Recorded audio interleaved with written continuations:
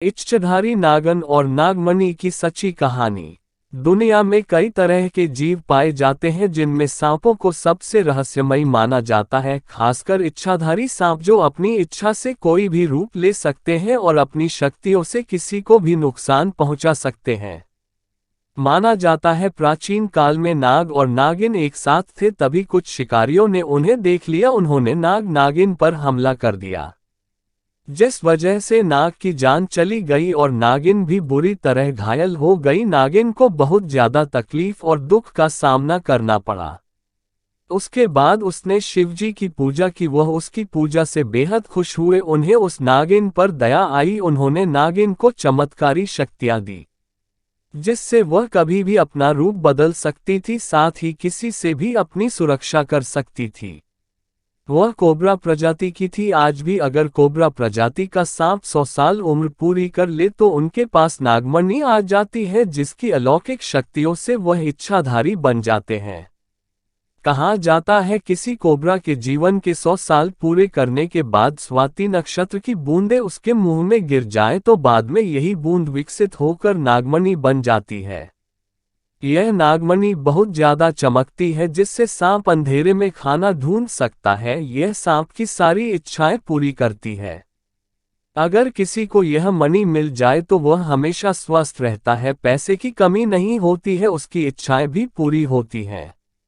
इस नागमणि की वजह से प्राचीन काल से ही सपेरे नाग नागिन की तलाश में रहते हैं। नाग नागिन के किस्से भारत में ही नहीं बल्कि दुनिया भर में प्रचलित है।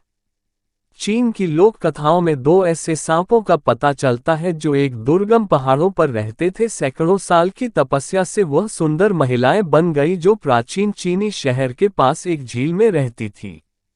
इसके अलावा चीन के मशहूर कवि ने एक ऐसे सांप के बारे में लिखा था जिसका दिन के समय आधा शरीर सांप का और आधा महिला का था। वह दिन में लोगों को अपने पास बुलाती थी और रात में उन्हें मार देती थी।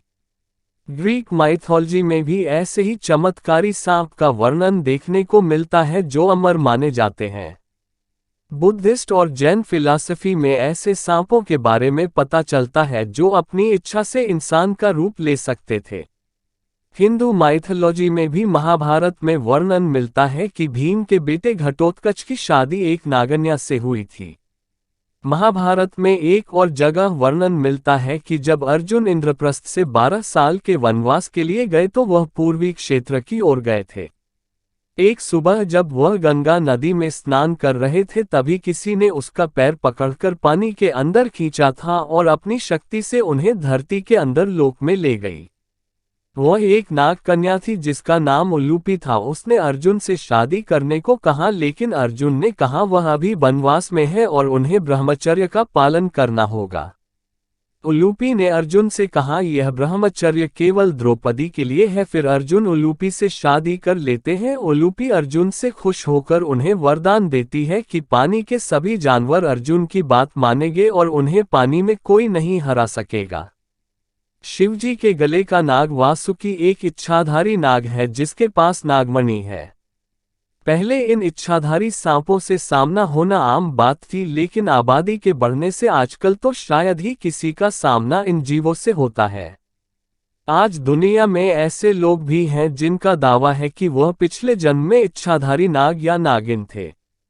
कुछ साल पहले एक लड़की ने यह दावा किया था कि वह पिछले जन्म में इच्छाधारी नागिन थी और एक गांव में मौजूद शिव मंदिर के पास अपने नाग के साथ रहती थी। वह दोनों सांप के रूप में कुएं की दीवार पर एक साथ थे। तभी अचानक एक नेवले ने उन्हें कुएं में धकेल दिया, जिससे उन दोनों की मृत्यु हो गई और उनका पुनर्जन्म हुआ है।